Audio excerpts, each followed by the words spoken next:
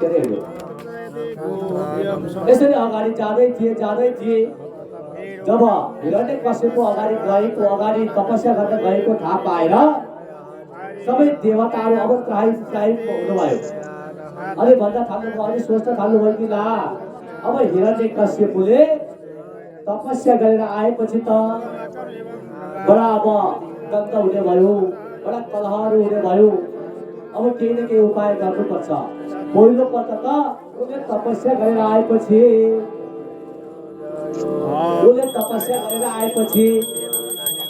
बडा अनर्थ हुने हुन्छ। अब जताततै कलहहरू हुने भयो।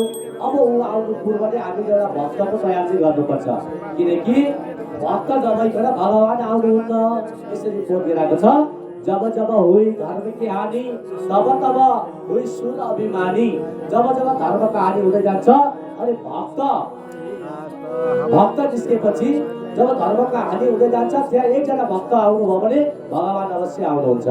सबै ऋषिगणले के सोच्नुभयो त, देवताले यो सोच्नुभयो कि हिरण्यकश्यप अब तपस्या गर्न लागि भनेर हिँड्यो, निस्क्यो। अब हामीले भक्तको तयारी गर्नुपर्छ। के गर्ने त, अहिले तपस्या गरौँ भने त बर्बाद हुने भयो भनेर मन्दराचलमा गएर जब मन्दराचलमा गएर तपस्या गर्नका लागि दिनबार साहेब निकालेर गएको थियो।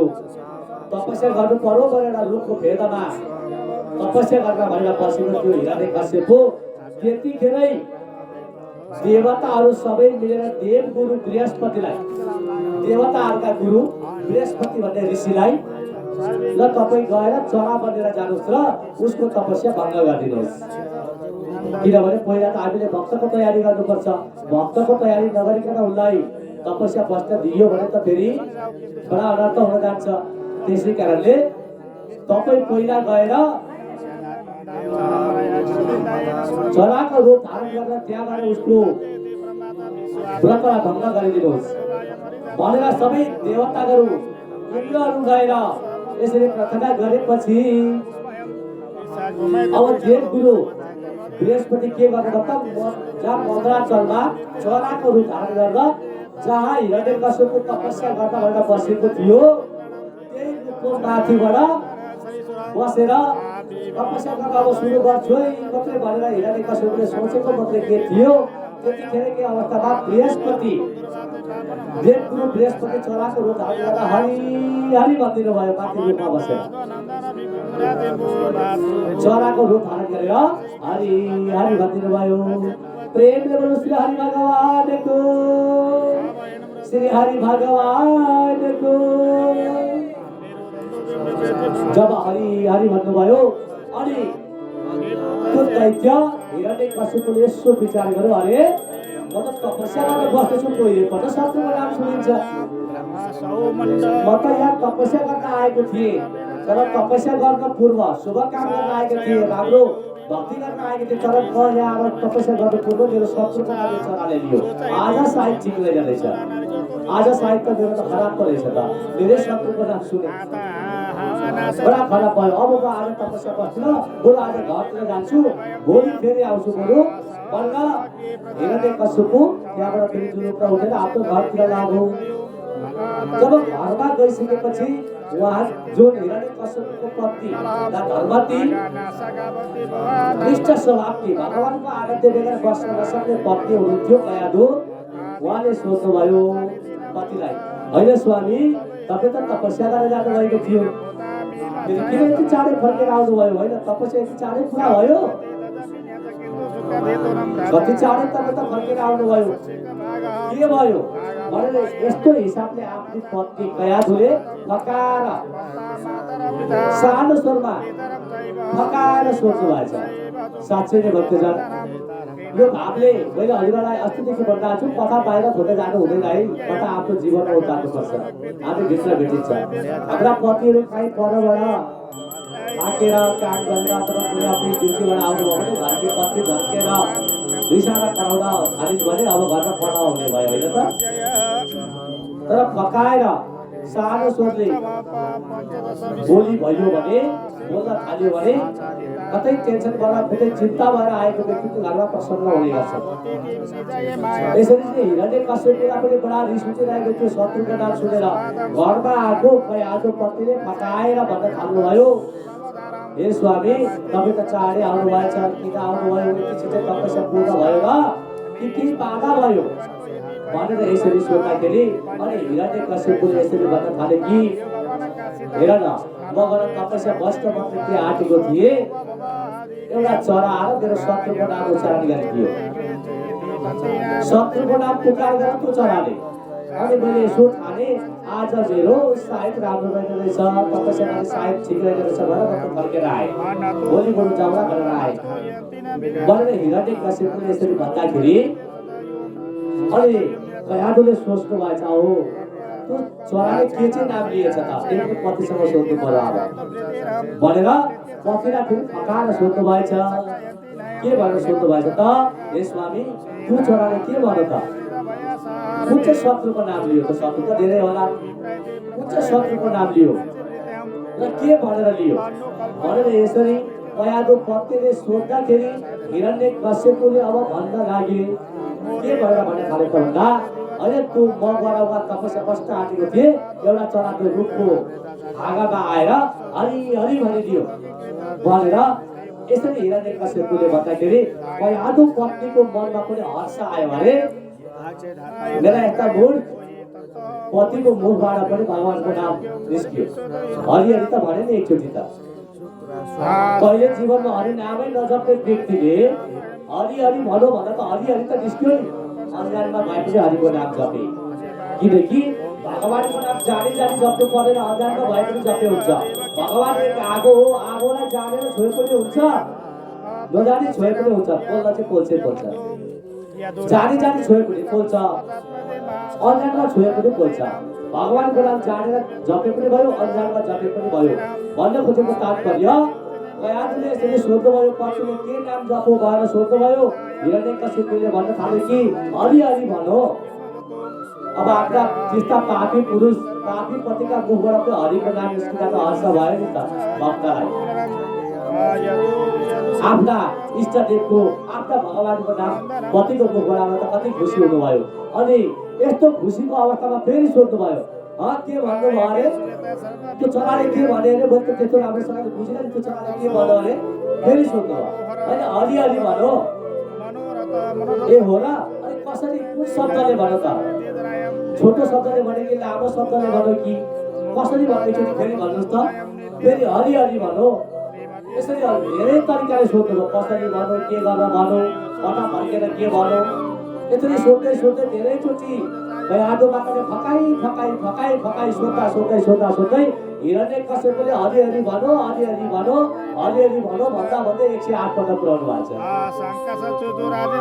प्रेमले बोलो श्री हरि भगवानको।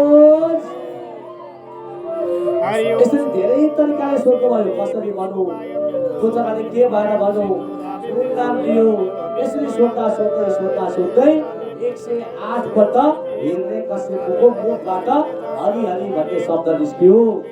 यसरी निस्केपछि एक माला पुरा भयो, एक माला पुरा भएपछि रातभरि खानपिन खानुभयो, खानपिन खाएर शयन कक्षमा जानुभयो, शयन कक्षमा गएर सुतेपछि त्यही रात्रिमा कयादु पत्नीमा हरि हरिको नाम जपे, राति पनि सोध्नुभयो, रातिमा पनि पतिलाई फकाई फकाई सोधिराख्नु भएको थियो, त्यो चराले पक्कै भनेको हो त, हरि हरि नै भन्नु त भन्दै सोध्नुहुन्छ, हो हरि हरि नै भन्नु भन्दै हुनुहुन्छ। यसो गर्दा गर्दै गर्दा गर्दै कयादु पत्नीको गर्भमा एक बालक आयो, त्यही रात्रिमा हरि नाम लिँदा लिँदै हरि नाम लिँदा लिँदै जब गर्भमा बालक आयो, बालक आइसके पछाडि अब भोलिपल्ट उज्यालो भयो, हिरण्यकश्यप फेरि पूर्ण पञ्च स्नान पूर्ण स्नान गर्दा अब म तपस्या गर्न हिँडेँ है भनेर तपस्या गर्नपट्टि हिरण्यकश्यप लागे। यता कयादु माताको गर्भमा सन्तान आएको देवताहरूले थाहा पाएपछि सबै देवताहरूले जय जयकार पुष्टि गराउनु भयो। आनंद कंद भगवान को जय, आनंद कंद भगवान को जय। अनि जब गर्भमा भयातु माताको गर्भमा सन्तान आएको सबै देवी देवताहरूले ब्रह्मा विष्णु महेशले थाहा पाइसके पछाडि अब त भक्त आइपुगे, अब डर छैन। हिरण्यकश्यपले अब जे गरे पनि भयो भनेर यता हिरण्यकश्यपलाई कसैले वास्ता गरिदिएनन्। हिरण्यकश्यप गएर फेरि उनी मन्दिराचलमा पुगेर तपस्यामा लीन भए। तपस्या पनि कति कठोर तपस्या गर्नुभयो। एउटा घोडा टेकेर, एउटा घोडा माथि उठाएर, एउटा हात माथि उठाएर अनि घाँटीलाई अनुहारलाई आकाशतिर फर्काएर तपस्या गर्न थाले। कुन नाम मात्र उच्चारण गर्न थाले त? ओम ब्रह्माय नमः, ओम ब्रह्माय नमः, ओम ब्रह्माय नमः भन्दै हात एउटा उभो भगवानलाई चढाउनु भएको छ, एउटा खुट्टा उचाल्नु भएको छ, एउटा खुट्टाको पनि बुढी औलाले मात्रै, एउटा खुट्टाको पनि बुढी औलाले मात्रै धरतीलाई पृथ्वीलाई टेकेर आकाशतिर अनुहार, आकाशतिर आफ्नो अनुहारलाई फर्काएर ब्रह्माको नाम लिँदै लिँदै लिँदै लिँदै तपस्या गर्नुभयो। यसरी तपस्या गर्दा गर्दै गर्दा गर्दै धेरै दिन व्यतीत भयो। जब 6 महिना व्यतीत भएपछि अब चारै दिशा विदिशा हिरण्यकश्यपको तपस्याले हल्लिन थाल्यो। चारै दिशा विदिशा हल्लिन थाल्यो। हल्लिन थालेपछि अब यसरी हुँदैन। अनि सबैजना देवी देवताहरू अब यो हल्लिन थाल्यो। कता के गर्ने, जबैतिर भूकम्प झै जान थाल्यो। अब गाह्रो भयो। अब के गर्ने भनेर सबै देवी देवताहरू त्राहीमा हुनुभयो। अनि सबैजना ब्रह्माका शरणमा जानुभयो। पहिलोपल्ट त भगवान विष्णुलाई भन्नुभयो, नारायण यो के अवस्था भयो, यस्तो सबैतिर हल्लिन थाल्यो, यो कस्तो व्रतको तपस्याको फल हो। भएर विष्णुका शरणमा जानुभयो। विष्णु भगवानले भन्नुभयो, यो सबै हिरण्यकश्यपको तपस्या हो, हिरण्यकश्यपको वृत्तको प्रभाव हो। अब हिरण्यकश्यपले ब्रह्माको व्रत लिइरहेका छन्, तपस्या गरिरहेका छन्। अब हिरण्यकश्यपलाई उद्धार गर्न सक्ने त्यहाँबाट यो हिरण्यकश्यपलाई वरदान दिन सक्ने भनेको ब्रह्मा मात्रै हुनुहुन्छ। हाम्रो बसको कुरा होइन। अब हामी सबै ब्रह्माको शरणमा छौँ भनेर सबै देवी देवताहरू ब्राह्मणका शरणमा जानुभयो। आदरणीय भक्तजन, यसरी ब्रह्माका शरणमा गएर ब्रह्माको स्तुति गर्न लाग्नु थाल्नुभयो। ब्रह्माको स्तुति गर्दा गर्दै गर्दा गर्दै अहम ब्रह्म परिदेहि, अहम ब्रह्म परिदेहि। हे ब्रह्मदेव शरणागत वत्सल, हे भगवान हामी सबैको शरणमा आएका छौँ, रक्षा गर्नुहोस्, रक्षा गर्नुहोस् भन्दै सबै देवी देवताहरूले ब्रह्माको शरणमा पुग्नुभयो। ब्रह्माले यसो विचार गर्नुभयो, हो यो त सबै हिरण्यकश्यपको प्रभाव हो। अब हिरण्यकश्यपलाई गएर वरदान दिन्छु अथवा उसको सामुमा पुगिदिन्छु अनि यो सबै त्राहीमाबाट पनि शान्त हुनेछ भनेर ब्रह्मा देव पनि त्यहाँबाट हिरण्यकश्यपले जहाँ तपस्या गरिराखेको थियो यही पुग्नुभयो। खोज्दै खोज्दै खोज्दै खोज्दै खोज्दै खोज्दै जानुभयो। जङ्गलको बिचमा हिमालय पर्वत जहाँ मन्दराचल पर्वत थियो त्यहाँ गएर यसो हेर्नुभयो। सबै जताततै माखु के अरे धमिराले ढिल्को उठाएको थियो, जताततै धमिराले ढिल्को उठाएको थियो। आवाज मात्रै आएको थियो, जताततैबाट गुन्जयमान भइरहेको थियो। ओम ब्रह्माय नमः, ओम ब्रह्माय नमः मात्रै भन्ने आवाज आइरहेको थियो। ब्राह्मणले हेर्दै हेर्दै जानुभयो। कतातिर बसेको थियो हिरण्यकश्यपको थाहा पाउनु भएन।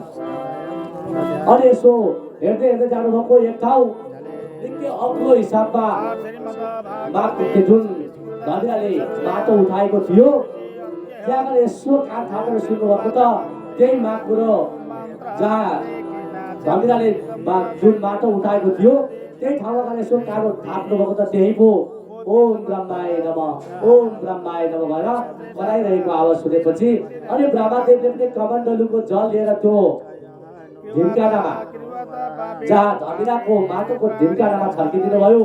त्यो सबै धमिराका माटोहरू भुइँमा झरे। त्यहाँबाट हिरण्यकश्यपको हात छाला मात्रै भएर पातल सुतेको अवस्थामा त्यहाँ खडा भएर उभियो। अनि ब्रह्मादेवले भन्नुभयो, हे हिरण्यकश्यप तिम्रो तपस्यादेखि म खुसी भए, अब वरदान माग। अब तिमीले यत्रो कठोर तपस्या गर्नु पर्दैन, वरदान माग भनेर यसरी ब्रह्मादेवले भन्नुभयो। प्रेम बोलु सानन्द कंद भगवानको। जब यसरी ब्रह्मदेवले भनेपछि अनि हिरण्यकश्यपले भन्न थाल्यो, हे ब्रह्मदेव, मलाई अरू केही वरदान चाहिएको छैन। धन सम्पत्ति सुख आराम सबै मसँग छ। मलाई केही वरदान चाहिएको छैन। यदि मलाई वरदान दिने नै हो भने, मलाई वरदान दिने नै हो भने यो वरदान दिनुहोस् कि म पृथ्वीमा नमरौँ। हेर्नुहोस् न, अब हिरण्यकश्यपले ब्रह्मदेवसँग कस्तो वरदान माग्ने भयो त? म पृथ्वीमा नमरौँ, आकाशमा पनि नमरौँ, पातालमा पनि नमरौँ, स्वर्गमा पनि नमरौँ, मनुष्यबाट पनि नमरौँ, पशुबाट पनि नमरौँ, ब्रह्माको सृष्टि भएको, ब्रह्माले सृष्टि गरेका त्यही हात हतियारबाट पनि नमरौँ। यस्तो वरदान माग्दैछन् जहाँ शस्त्र अस्त्रले पनि नमरौँ, सुतेकोले पनि नमरौँ, काँचोले पनि नमरौँ, बाहिर पनि नमरौँ, भित्र पनि नमरौँ, आकाशमा पनि नमरौँ, पातालमा पनि नमरौँ। हेर्नुहोस् न, त्यति मात्रै होइन, 12 महिना मेरो मृत्यु नहोस्। यस्तो खालको वरदान मागे हिरण्यकश्यपले। कस्तो त? आकाशमा पनि नमरौँ, पातालमा पनि नमरौँ, बाहिर पनि नमरौँ, भित्र पनि नमरौँ। त्यति मात्रै होइन, काँचाले पनि नमरौँ, सुतेकाले पनि नमरौँ, हात हतियारबाट पनि होइन, मनुष्यबाट पनि होइन, पशुबाट पनि होइन, म केहीबाट नमरौँ भनेर यसरी वरदान मागेपछि अब ब्राह्मणले सोच्नु पर्ने भयो। यसो ब्राह्मणले सोच्नु भयो, होइन यो हिरण्यकश्यपले त बडा अप्ठ्यारो खालको प्रश्न अथवा वरदान माग्यो, अब के गर्ने होला? एक त यत्रो अजम्बरीको आयु त मसँग त छैन, मेरो त 100 वर्ष पुगेपछि म लिन हुनुपर्छ। अब हिरण्यकश्यपलाई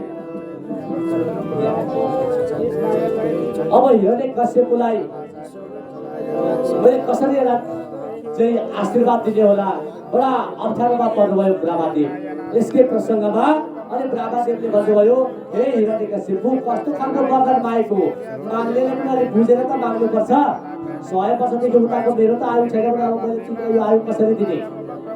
बडा गाह्रो भयो। माग्नेले पनि विचार गरेर मात्रै माग्नुपर्छ है भक्तजन। यसको प्रसङ्गमा मलाई एउटा कथा याद आयो, त्यो म हजुरलाई अलिकति सुनाउनेछु। तर यो सुनाउनु पूर्व म अलिकति यहाँलाई फेरि पनि सम्मान गर्ने, फेरि पनि हामीले समग्र कार्यक्रम बिचमा ल्यायौँ। ल अब एउटा भजन पहिला सुन्नेछौँ, त्यसपछि हामी फेरि हिरण्यकश्यपको कथालाई अगाडि बढाउनेछौँ। कथा सुन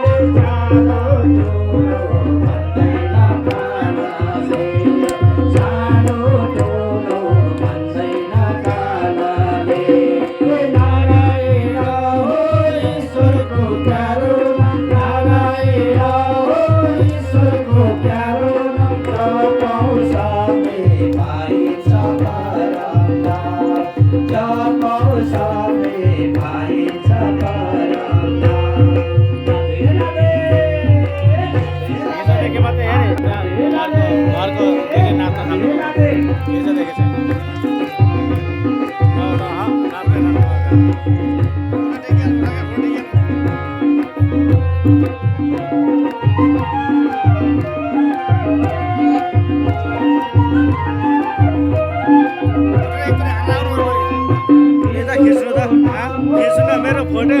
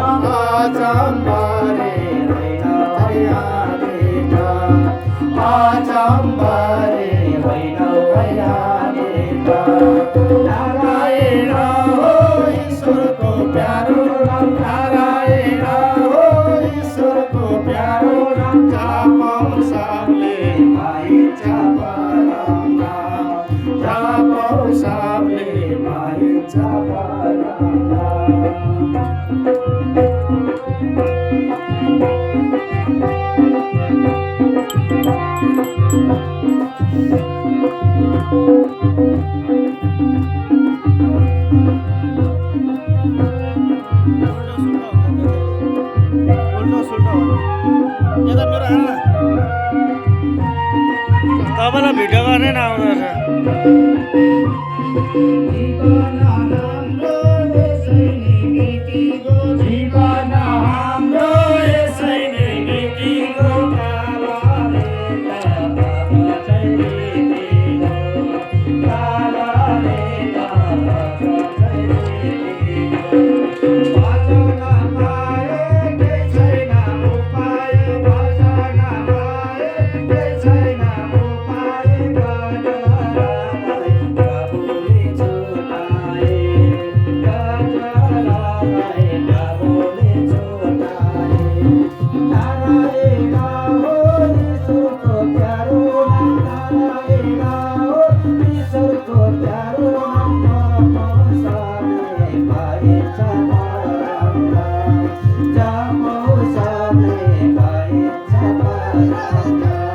बाती अक्षता झोलीमा आयौँ हामी ईश्वरको खोजीमा होइन कति मिठो स्वरमा हेर्नुहोस् न दो पाती झोलीमा बोकेर तपाईँ हामी सबै आएका छौँ ईश्वर खोज्दै भगवान खोज्दै जसरी हिरण्यकश्यपले पनि भगवान खोज्दै खोज्दै मन्दरकाल पुगेर तपस्या पूर्ण गरेर अनि ब्रह्मासँग वरदान यस्तो माग्न थाले जब हिरण्यकश्यपले यस्तो वरदान मागे कि ब्रह्मादेवसँग म पृथ्वीमा पनि नमरौँ आकाशमा पनि नमरौँ बाहिर पनि नमरौँ भित्र पनि नमरौँ काँचाले पनि नमरौँ सुकेकाले पनि नमरौँ हतियारले पनि नमरौँ शस्त्र अस्त्रले पनि नमरौँ हेर्नुहोस् न कस्तो खालको वरदान त्यति मात्रै होइन मानवले पनि नमरौँ पशु प्राणीले पनि नमरौँ त्यति मात्रै होइन 12 महिना मेरो मृत्यु नहोस् यस्तो खालको वरदान हिरण्यकश्यपले मागे तब त्यतिखेर ब्रह्मा भगवानले यसरी भन्नुभयो कि हे हिरण्यकश्यप कस्तो खालको वरदान मागेको बडा अप्ठ्यारो खालको वरदान भयो यो कि पुरा आयु त मेरो पनि छैन 100 वर्षको आयु 100 वर्ष पुगेपछि म पनि यो संसार छोडेर जानुपर्छ अनि अब मेरो त आयुको ठेगाना छैन मैले कसरी तिमीलाई अझ पनि हुने वरदान दिने कमसेकम माग्नेले पनि विचार पुर्याएर माग्नु नि होइन भनेर यसरी ब्रह्मादेवले भन्नुभयो र एउटा प्रसङ्ग भन्नुभयो कि एक समयमा के भएछ भने सीता देवी एकजना मनुष्यले जङ्गलको बीचमा गएर सीता देवीको ठुलो ध्यान ठुलो तपस्या गरेछ मनुष्यले ठुलो तपस्या गरे तपस्या गर्दा गरेर जब 6 महिना पूर्ण भयो अब सीता देवीको तपस्या गरेका छन् सीता देवी गधामा जानुपर्छ सीता देवीको वाहन के हो भनेर सोध्यो भने गधा भन्नु होला है सीता देवीको वाहन गधा हो लक्ष्मीको वाहन थाहा छ हजुरलाई लक्ष्मीको वाहन के हो लाटकोसेरो पार्वतीको वाहन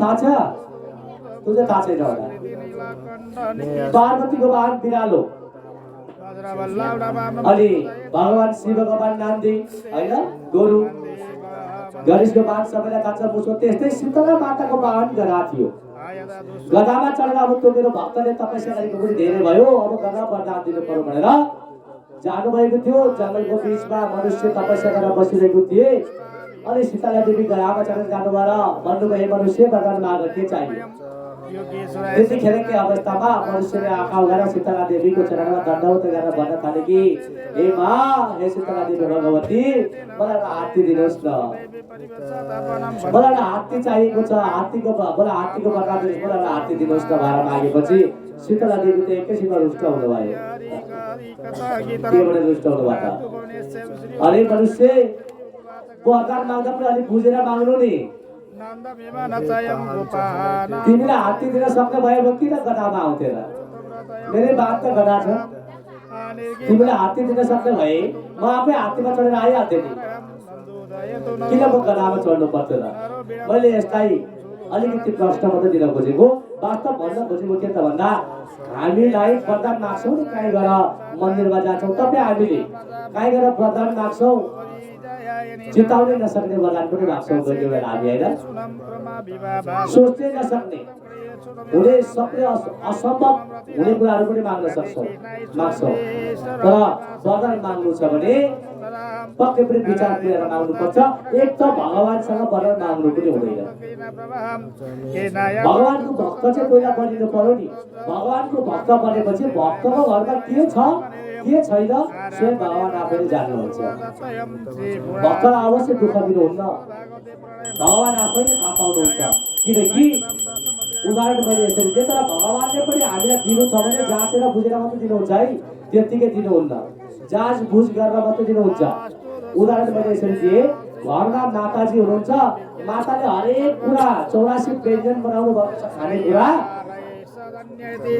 तर कोही कोही बेला यस्तो हुन्छ नि छोराछोरीलाई ज्वरो आएको छ, अलिकति शरीरलाई अशक्त छन्, ज्वरो आएको छ भने माताले 84 व्यञ्जन त बनाउनु भएको छ, छोरालाई ज्वरो आएको छ, छोरीलाई ज्वरो आएको छ, तर कुनै कुरो खान मागो भने माताले जति रुई कराई गरे पनि दिनुहुन्न, होइन?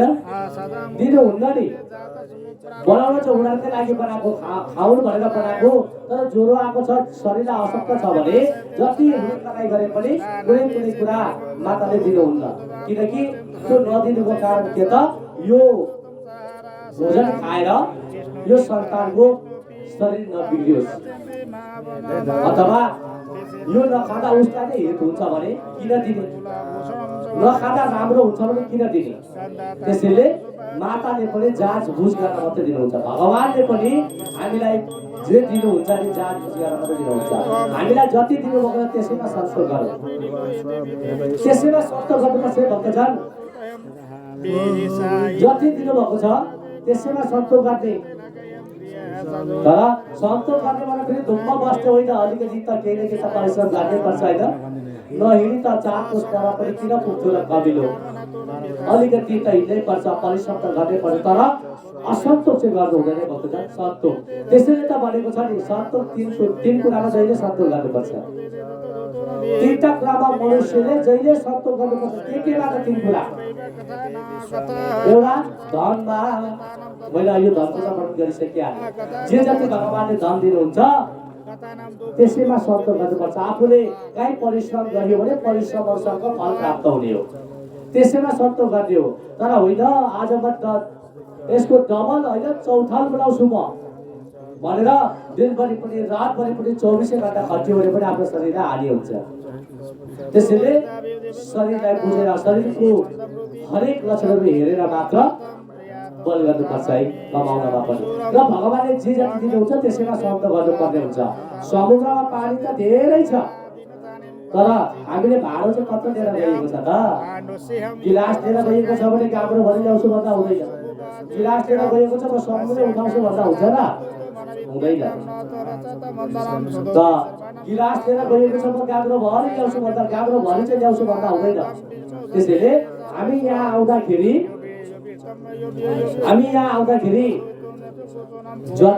जत्रो भाडो लिएर आएको छ नि त्यो प्राप्त हुन्छ। तर फेरि हुन्छ भनेर भाग्यमै छ भने डोकोमा दुध त हरिँदैन है भक्तजन, केही पालिस साफ चाहिँ गर्नैपर्छ। र मैले भन्न खोजेको 3 कुरामा सन्तोष, एउटा धनमा अनि एउटा भोजनमा। एउटा भोजनमा आफ्नो अगाडि जस्तो जे आइलाग्छ सन्तोष गरेर खानुपर्छ। कोहीको बानी यस्तो हुन्छ नि, यता भएन त्यता भएन, भाजी आलुको भाजी पनि बनाएको भाउँथ्यो, यता अचार पनि भएन, यता दाल पनि भएन, यता नुन पनि लागेन, होइन? कति छ क्याट खानुभन्दा बढी ग्याङ गरिरहेका हुन्छन्, खाँदैछन् ग्याङ गरिरहेका हुन्छन्। यता अर्को अचार बनाएको भए पनि हुन्थ्यो, यो अर्को तरकारी बनाएको भए पनि हुन्थ्यो, खाँदै हुनुहुन्छ ग्याङ गरिराख्नुहुन्छ। तर भगवानको लीला जस्तो जे छ अगाडि जुटेको छ नि त्यसलाई सन्तोष गरेर खानुपर्छ है भक्तजन। यसरी बोध गराए एउटा भोजनमा सन्तोष गर्नुपर्ने। र अर्को सन्तोष केमा त भन्दा अर्को सन्तोष पत्नीमा सन्तोष भनेको छ। विवाहिता विवाह गरेर जस्तो जे जस्तो खालको ल्याइन्छ नि, ओची ल्याए पनि ठिकै छ, अग्नि ल्याए पनि ठिकै छ, काली ल्याए पनि ठिकै छ, गोरी ल्याए पनि ठिकै छ, मटी ल्याए पनि ठिकै छ, पातली ल्याए पनि ठिकै छ, पत्नीमा सन्तोष गर्नुपर्ने हुन्छ। यो पत्नीले चाहिँ मलाई काम दिन, मलाई अर्को कुरा फेरि अर्को ल्याउनपट्टि कल गरियो भने त अब त गर चिसो छिरीमा बस्नुपर्छ, बडा गाह्रो हुन्छ।